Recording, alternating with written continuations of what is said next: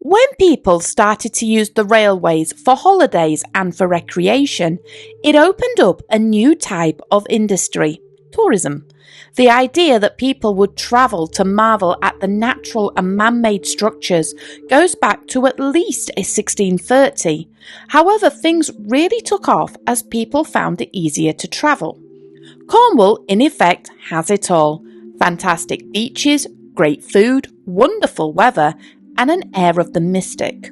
It's the stomping ground of King Arthur, Merlin and his knights, pixies and the Lady of the Lake, and nothing conjures up more mystery than St Michael's Mount. Sitting just outside of Penzance, the Mount is a tidal island, however it's able to be walked to in low tide. Sitting atop the island, looking over the bay, is the unmistakable shape of a castle. Although there was evidence of people living on the island for thousands of years, the first sign of any solid structure was a monastery in 1193. It was captured for Prince John in the reign of Richard I, and it was around this time that the castle was built.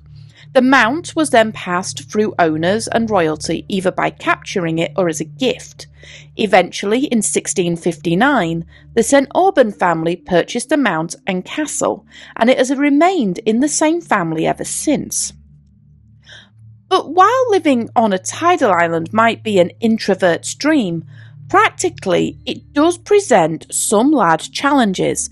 Getting goods to the island is particularly problematic. You have to plan boats with the tides and have several servants able to carry the goods to the mount. It got a little easier in 1811 as a small community had grown up at the base of the mount and would take in the local catch, as well as the freight needed within the castle. As with most old buildings, they have secrets, and St Michael's Mount Castle is no exception. In 1900, the Lord St Levan needed to haul supplies to and from the base of the island and its port to the castle. As the number of visitors increased, so did the waste and the rubbish. The Lord wanted a way to discreetly get rid of it to the harbour and the mainland. In the end, he decided to build a railway. Considering the main product of the area was tin, it was a lot easier and cheaper to employ tin miners to build the railway.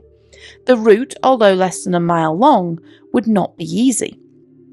To hide the route and protect the rails from the harsh sea conditions, it was decided to hide the railway underground. This meant having to cut through layers of bedrock using nothing but hand tools. For the tunnels that were close to the surface, the miners used the cut and cover method. The line is the only railway that uses a 2-foot 5-inch gauge and is a cable-operated incline line and gas funicular, and it was initially fast, getting freight down the hill at up to 40 miles an hour. It wasn't surprising when the hill at its steepest was 1 in 9. You can't speak about this funicular without speaking about the bottom and the top stations. Again, to make it invisible to the visitors, the top station fed directly into the castle's kitchen pantry. This is the majority of the freight, so it made sense. The bottom station was probably the only inclination that there was a tramway at all. Near to the quayside is a small length of rail that led into a set of double doors. The section is affectionately called the tramyard by the locals. Next to this sits the motor house. The tramway ran on a funicular style with a winding engine. Originally, the engine did run on gas. However, it was converted to petrol using a Rushton engine in 1951. The island received electric power when an 11,000-volt underground cable was laid. This new power allowed the engine to be upgraded to an electric one, and a new Crompton Parkinson motor was fitted. In 1988, the motor house and the engines were updated and moved to the summit. The rolling stock was not much to sing about. It consisted of a single car, likely made by the miners. Again, this was made for function rather than form.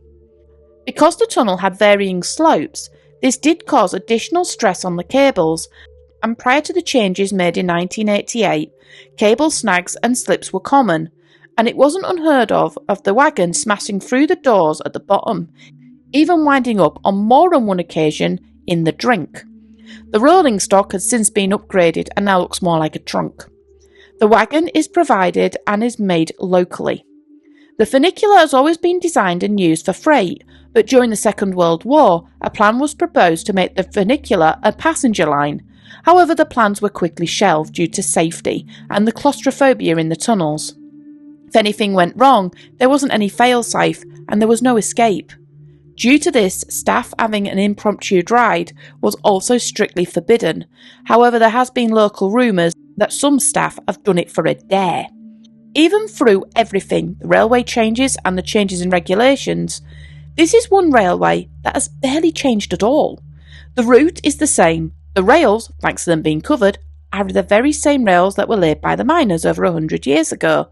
The cogs that once powered the engine in the lower station lay propped up near the wall. And other than a new trunk wagon, the railway worked the same way, doing the same job for over 100 years. The line can still be seen operating today and is used for an array of goods, even using it for customers' luggage that are wanting to stay in the castle.